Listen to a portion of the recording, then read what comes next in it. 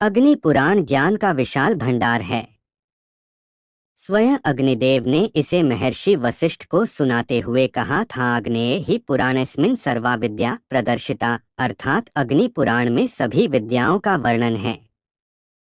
आकार में लघु होते हुए भी विद्याओं के प्रकाशन की दृष्टि से यह पुराण अपना विशिष्ट महत्व रखता है।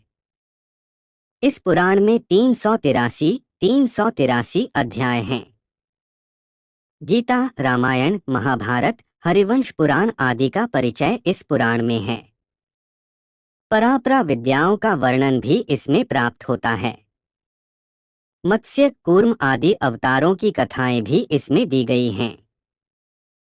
सृष्टि वर्णन, संध्या, स्नान, पूजा विधि, होम विधि, मुद्राओं के लक्षण, दीक्षा और अभिषेक विधि, निर्वाण दीक्षा के संस्कार, देवालय निर्माण कला, शिलान्यास विधि, देव प्रतिमाओं के लक्षण, लिंग लक्षण तथा विग्रह प्राण प्रतिष्ठा की विधि, वास्तु पूजा विधि, तत्व दीक्षा, खगोल शास्त्र, तीर्थ महात्म्य, श्राद्ध कल्प, ज्योतिष शास्त्र, संग्राम विजय, वशीकरण विद्या, औषधि ज्ञान, वर्णाश्रम धर्म, मास व्रत, दान महात्म्य, राजधर्म, विविध स्वप्न वर्णन, शकुन रत्न परीक्षा, धनुर्वेद शिक्षा, व्यवहार कुशलता, उत्पात शांति विधि, अश्व चिकित्सा, सिद्धि मंत्र, विविध काव्य लक्षण, व्याकरण और रसालंकार आदि के लक्षण, योग, ब्रह्मज्ञान, स्वर्गनरक वर्णन, अर्थशास्त्र, न्याय, मीमांसा, सूर्यवंश तथा सोमवंश आदि का वर्णन इस पुराण में किया गया है। वैष्णवों की पूजा पद्धति और प्रतिमा आदि के लक्षणों का सांगोपांग वर्णन इस पुराण में वर्णित है। शिव और शक्ति की पूजा का पूरा विधान इसमें बताया गया है। वेदांत के सभी विषयों को उत्तम रीति से इसमें समझा गया है। इसके अलावा जीवन के लिए उपयोगी सभी विधाओं की जानकारी इस पुराण में मिल जाती है। अग्निदेव के मुख से कहे जाने के कारण ही इस पुराण का नाम अग्नि पुराण पड़ा है। यह एक प्राचीन पुराण है। इसमें शिव, विष्णु और सूर्य की उपासना का वर्णन निष्पक्ष भाव से किया गया है। यही इसकी प्राचीनता को दर्शाता है। क्योंकि बाद में शैव और वैष्णव मतावलंबियों में काफी विरोध उत्पन्न हो गया था, जिसके कारण उनकी पूजा अर्चना में उनका वर्चस्व बहुत चढ़ाकर दिखाया जाने लगा था।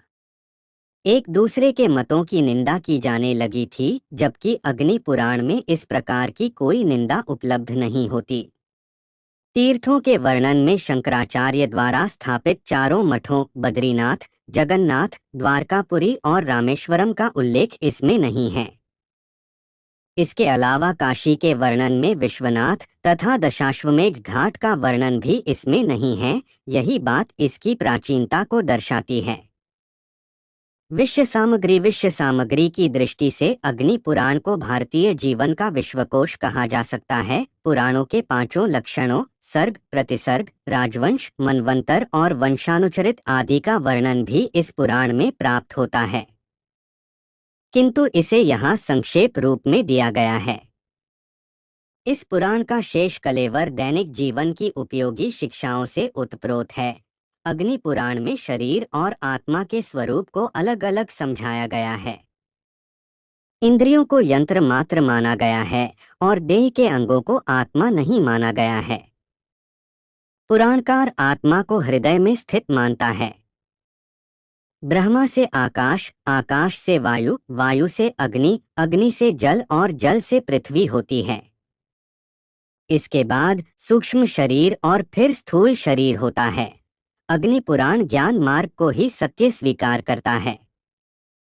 उसका कहना है कि ज्ञान से ही ब्रह्मा की प्राप्ति संभव है, कर्मकांड से नहीं।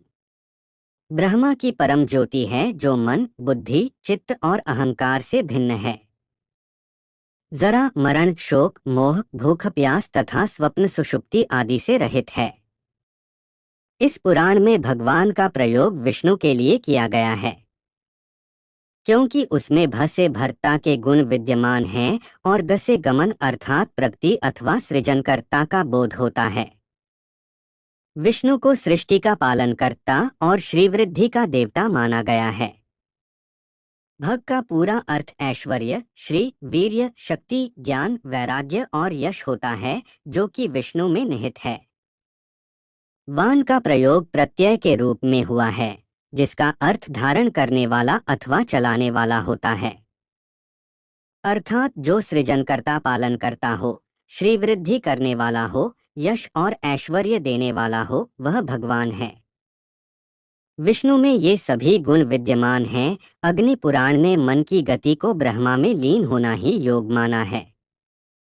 जीवन का अंतिम लक्ष्य आत्मा और परमात्मा का संयोग ही होना चाहिए। इसी प्रकार वर्णाश्रम धर्म की व्याख्या भी इस पुराण में बहुत अच्छी तरह की गई है। ब्रह्मचारी को हिंसा और निंदा से दूर रहना चाहिए। गृहस्थाश्रम के सहारे ही अन्य 3 आश्रम अपना जीवन निर्वाह करते हैं। इसलिए गृहस्थाश्रम सभी आश्रमों में श्रेष्ठ है। वर्ण की दृष्टि से किसी के साथ भेदभाव नहीं करना चाहिए। वर्ण कर्म से बने हैं, जन्म से नहीं।